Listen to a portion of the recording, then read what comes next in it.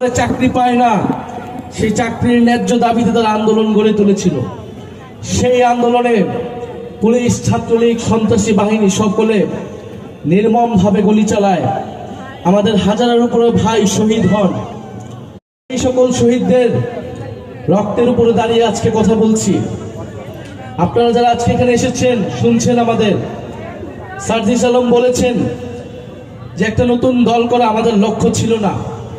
আমাদের লক্ষ্য ছিল এই দেশটাকে পুনর্গঠন করা, এই দেশটাকে ভালো মতো তৈরি করা।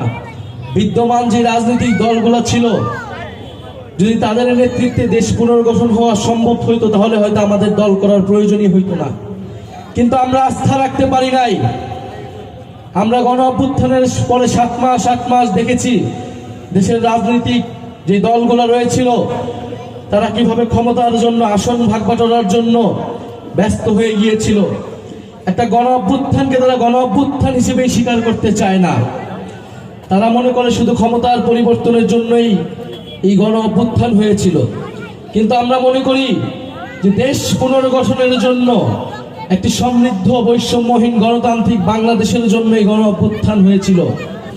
আপনার সন্তান, আমাদের ভাইরা রাজপথে নেমে এসেছিল সেই নতুন দেশ গড়ার জন্যে। 1 বছরে যখন আমরা পাইনি সেই আমাদের আকাঙ্ক্ষিত বাংলাদেশ,